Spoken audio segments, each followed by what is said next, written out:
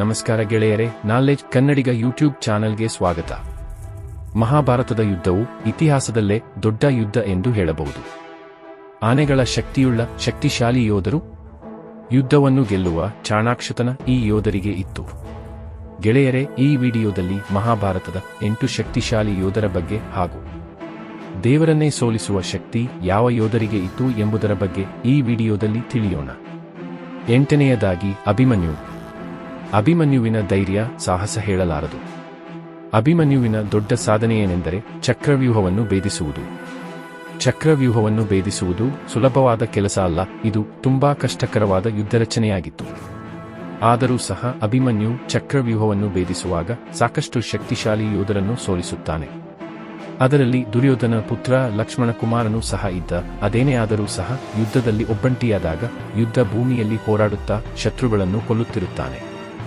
ಏನೇ ಆದರೂ ಅಭಿಮನ್ಯು ತನ್ನ ಸೋಲನ್ನು ಒಪ್ಪಿಕೊಳ್ಳುವುದಿಲ್ಲ. ಇನ್ನೂ ಅಭಿಮನ್ಯುವನ್ನು ಸೋಲಿಸಲು ಕರ್ಣ, ಅಶ್ವತ್ಥಾಮ ಹಾಗೂ ಶಕುನಿ ಸೇರಿ ಸಾಕಷ್ಟು ಶಕ್ತಿಶಾಲಿ ಯೋಧರು ಯುದ್ಧ ನಿಯಮಗಳನ್ನು ಉಲ್ಲಂಘಿಸಿ ಆಕ್ರಮಣ ಮಾಡಿದರು.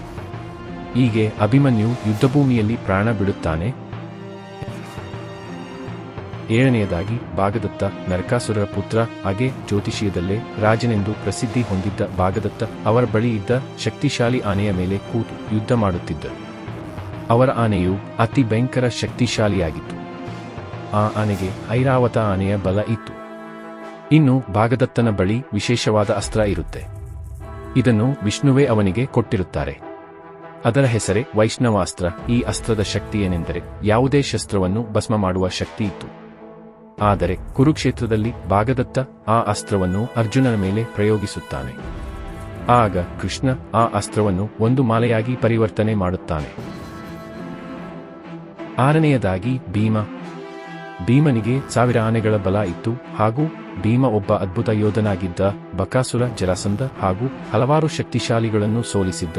ಇನ್ನು ಕುರುಕ್ಷೇತ್ರದಲ್ಲಿ ಭೀಮನು ದುರ್ಯೋಧನ 100 ಜನ ತಮ್ಮಂದಿರನ್ನು ಕೊಂದಿರುತ್ತಾನೆ. ಕುರುಕ್ಷೇತ್ರದ ಅಂತಿಮ ದಿನಗಳ ಯುದ್ಧದಲ್ಲಿ ಭೀಮ ಮತ್ತು ದುರ್ಯೋಧನನ ನಡುವೆ ಯುದ್ಧ ನಡೆಯುತ್ತದೆ. ಆ ಯುದ್ಧದಲ್ಲಿ ಭೀಮನೇ ಗೆಲ್ಲುತ್ತಾನೆ. 5ನೇಯದಾಗಿ ಅಶ್ವತ್ಥಾಮ. ದ್ರೋಣಾಚಾರ್ಯರ ಪುತ್ರ ಅಶ್ವತ್ಥಾಮ. ಇವನ ಎದುರು ಯುದ್ಧ ಮಾಡಲು ಯಾರೂ ಸರಿಸಾಟಿ ಇರಲಿಲ್ಲ. ಅಶ್ವತ್ಥಾಮನ ಹಣೆಯ ಮೇಲೆ ಒಂದು ಮಣಿ ಇರುತ್ತೆ. ಈ ಮಣಿ ಅಶ್ವತ್ಥಾಮನನ್ನು ಹಸಿವಿನಿಂದ, ಗಾಯಗಳಿಂದ ಮತ್ತು ಕಾಯಿಲೆಗಳಿಂದ ಕಾಪಾಡುತ್ತಿತ್ತು. ಈ ಮಣಿಯಿಂದ ಇವನು ಯುದ್ಧದಲ್ಲಿ ಅಜೇಯನಾಗಿದ್ದ. ಇನ್ನು ಅಶ್ವತ್ಥಾಮನ ಬಳಿ ಸಾಕಷ್ಟು ಅಸ್ತ್ರಗಳು ಇದ್ದವು. ಅದರಲ್ಲಿ ಕೆಲವು ಎಂದರೆ ಬ್ರಹ್ಮಾಸ್ತ್ರ ಹಾಗೂ ನಾರಾಯಣಾಸ್ತ್ರ. ಇಷ್ಟು ಪರಾಕ್ರಮಿ ಇದ್ದರೂ ಸಹ ಯುದ್ಧ ನಿಯಮಗಳನ್ನು ಉಲ್ಲಂಘಿಸಿ ದ್ರೌಪದಿಯ ಮಕ್ಕಳನ್ನು ಕೊಂದು ಹಾಕುತ್ತಾನೆ. 4ನೇಯದಾಗಿ ದ್ರೋಣಾಚಾರ್ಯ. ಗುರು ದ್ರೋಣಾಚಾರ್ಯರು ಕೌರವರು ಮತ್ತು ಪಾಂಡವರ ರಾಜಗುರು. ಇನ್ನು ಇವರು ಪರಶುರಾಮರ ಹತ್ತಿರ ಯುದ್ಧ ಕಲೆಗಳನ್ನು ಕಲಿತಂತ ಮಹಾನ್ ಶಕ್ತಿಶಾಲಿ ಈ ದ್ರೋಣಾಚಾರ್ಯರು. ಇವರಿಗೆ ಬ್ರಹ್ಮಾಸ್ತ್ರ, ನಾರಾಯಣಾಸ್ತ್ರ, ಅಗ್ನಿ ಅಸ್ತ್ರ, ವಜ್ರ ಅಸ್ತ್ರ ಹೀಗೆ ಹಲವಾರು ದಿವ್ಯಸ್ತ್ರಗಳನ್ನು ಬಳಸುವ ಶಕ್ತಿ ಇವರಿಗಿತ್ತು. ಇನ್ನು ವಿಶೇಷವಾಗಿ ಅವರ ಬಳಿ ಬ್ರಹ್ಮನ ಒಂದು ಖಡ್ಗವೂ ಸಹ ಇತ್ತು. ಇವರು ಕುರುಕ್ಷೇತ್ರ ಯುದ್ಧದಲ್ಲಿ ಚಕ್ರವ್ಯೂಹವನ್ನು ರಚಿಸಿ ಅಭಿಮನ್ಯುವನ್ನು ಅಧರ್ಮದಿಂದ ಕೊಲ್ಲುತ್ತಾರೆ. 3ನೇಯವನಾಗಿ ಅರ್ಜುನ. ಇಂದ್ರನ ಕೃಪೆಯಿಂದ ಕುಂತಿಯ 3ನೇ ಮಗುವಾಗಿ ಜನಿಸುತ್ತಾನೆ. ಚಿಕ್ಕ ವಯಸ್ಸಿನಿಂದಲೇ ಬಿಲ್ವಿದ್ಯೆಯನ್ನು ಕಲಿಯುತ್ತಾ ಇರುತ್ತಾನೆ. ಇನ್ನು ಅರ್ಜುನನ ಬಳಿ ಸಾಕಷ್ಟು ಶಸ್ತ್ರಗಳು ಇರುತ್ತವೆ. ಅದರಲ್ಲಿ ಬ್ರಹ್ಮಾಸ್ತ್ರ, ಪಾಶುಪತಾಸ್ತ್ರ, ವರುಣಾಸ್ತ್ರ, ಅಗ್ನಿ ಅಸ್ತ್ರ, ಇಂದ್ರಾಸ್ತ್ರ ಹಾಗೂ ಇನ್ನೂ ಹಲವಾರು ಅಸ್ತ್ರಗಳು ಅರ್ಜುನನ ಬಳಿ ಇದ್ದವು. ಇನ್ನು ಮುಖ್ಯವಾಗಿ ಅರ್ಜುನನ ಬಳಿ ಅಗ್ನಿದೇವನಿಂದ ಪಡೆದ ಗಾಂಡೀವ ಧನಸ್ಸು ಇರುತ್ತದೆ. ಕುರುಕ್ಷೇತ್ರದ ಯುದ್ಧದ 12ನೇಯ ದಿನದಂದು ಭಾಗದತ್ತನನ್ನು ಹಾಗೂ ಅವನ ಆನೆಯನ್ನು ಕೊಂದು ಹಾಕುತ್ತಾನೆ. ಹಾಗೂ 17ನೇಯ ದಿನದಂದು ಅಗ್ನಿ ಅಸ್ತ್ರದಿಂದ ಕರ್ಣನನ್ನು ಕೊಲ್ಲುತ್ತಾನೆ. 2ನೇಯದಾಗಿ ಭೀಷ್ಮ. ಗಂಗಾ ಪುತ್ರ ಭೀಷ್ಮನು ಬ್ರಹ್ಮಚರ್ಯವನ್ನು ಪಾಲಿಸುವವರಾಗಿರುತ್ತಾರೆ. ಕುರುಕ್ಷೇತ್ರದಲ್ಲಿ ಕೌರವರ ಸೇನೆಗೆ ಸೇನಾಧಿಪತಿಯಾಗಿದ್ದರು. ಕೃಷ್ಣನು ತಾನು ಯಾವುದೇ ಆಯುಧವನ್ನು ಯುದ್ಧದಲ್ಲಿ ಬಳಸುವುದಿಲ್ಲ ಎಂದು ಹೇಳಿದ್ದನು. ಆದರೆ ಯಾವಾಗ ಭೀಷ್ಮನ ಆಕ್ರಮಣ ಹೆಚ್ಚಾಯಿತೋ ಆಗ ಅರ್ಜುನನನ್ನು ಕಾಪಾಡಲು ಕೃಷ್ಣನು ರಥದ ಚಕ್ರವನ್ನು ಬಳಸಿ ಆಕ್ರಮಣ ಮಾಡುತ್ತಾರೆ.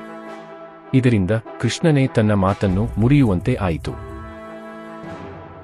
ಇನ್ನು ನಂಬರ್ 1 ಆಗಿ ದಾನ ವೀರ ಶೂರ ಕರ್ಣ.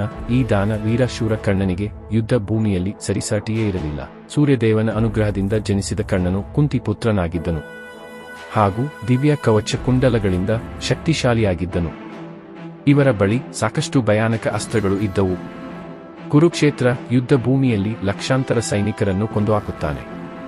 ಕರ್ಣನು ದಾನಶೂರನೆಂದೇ ಪ್ರಸಿದ್ಧನಾಗಿದ್ದ, ತನ್ನ ಕವಚಕುಂಡಗಳನ್ನೇ ದಾನ ಮಾಡಿದ ಶ್ರೇಷ್ಠ ಈ ಕರ್ಣ. ಇನ್ನು ಯಾರೂ ವಿಡಿಯೋನ ಲೈಕ್ ಮಾಡಿಲ್ಲ ಅಂದ್ರೆ ವಿಡಿಯೋನ ಲೈಕ್ ಮಾಡಿ ಹಾಗೂ ಚಾನಲ್ನ ಸಬ್ಸ್ಕ್ರೈಬ್ ಮಾಡ್ಕೊಳ್ಳಿ. ಇದಾಗಿತ್ತು ಗೆಳೆಯರೇ ಈ ವಿಡಿಯೋ ನಿಮ್ಮೆಲ್ಲರಿಗೂ ಅರ್ಥ ಆಯ್ತು ಅನ್ಸುತ್ತೆ. ಇಷ್ಟ ಆದ್ರೆ ಲೈಕ್ ಮಾಡಿ, ಶೇರ್ ಮಾಡಿ, ಸಬ್ಸ್ಕ್ರೈಬ್ ಮಾಡಿ. ಧನ್ಯವಾದಗಳು.